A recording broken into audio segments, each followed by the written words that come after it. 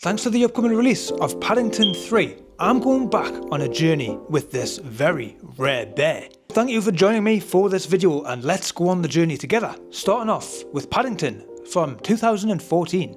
Bringing this much beloved character to life on the big screen. After a tragic loss, leaving just him and Aunt Lucy, Paddington takes a trip to London in the hopes to find safety and a place to call home.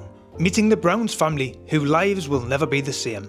Although this is a kids film, it tackles some serious points. As we start off here meeting Aunt Lucy and Uncle Pastuzzo, and Paddington's love for marmalade of course, and within the first 10 minutes Paddington loses someone very close, giving him one half of his iconic outfit, the red hat.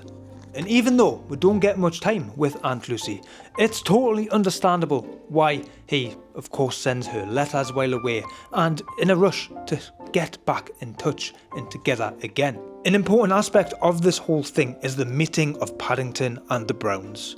A crucial part of the film, and it is done so beautifully.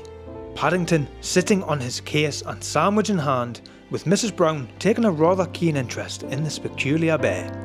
We all can relate to Paddington being an outsider and in uncomfortable new surroundings. People speak in other languages, new, fascinating, but sometimes scary places.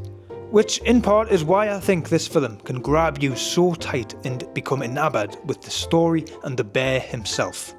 One of my absolute all-time favourite moments of these whole movies, as little as it may be, is when Paddington is taken in briefly by the Browns and he's in a cab and he's just taken in London and he gives a little wave to a man sitting casually having a coffee, and that man being Michael Bond, the creator of Paddington Bear.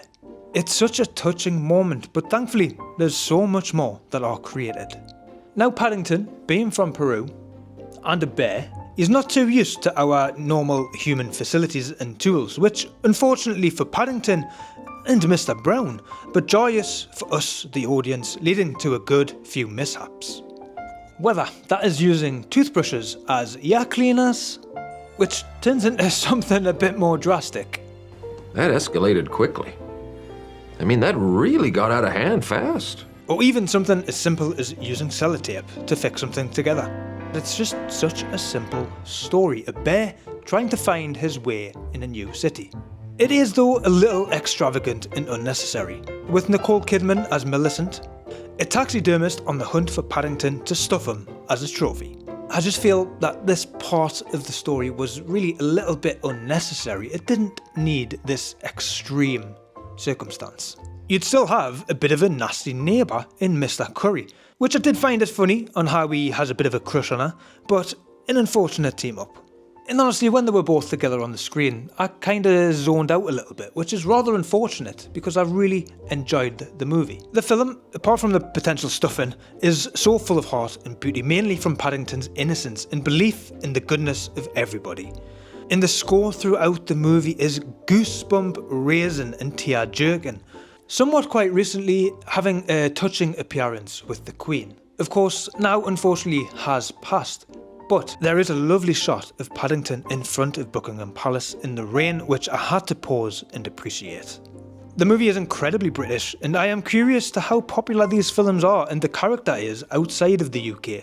If that's you, do let us know down in the comments if you are also a fan of these films and Paddington himself. But there is such a stellar British cast here. Whether that is what, in my opinion, is a now iconic voice for this character, Ben Whishaw as Paddington himself, Julie Walters as Mrs. Bird, Jim Broadbent as Mr. Gruber, or fun cameos from the likes of Matt Lucas, and even the city of London itself. It all comes together to string this delightful family comedy that both adults and children can enjoy and take important lessons from. Paddington gets an 8 out of 10. What a delightful little movie. Thank you all for watching this video, and if you do enjoy Paddington yourself, why not check out these other related videos and leave your thoughts and opinions down in the comments, letting me know which is your favourite of these films.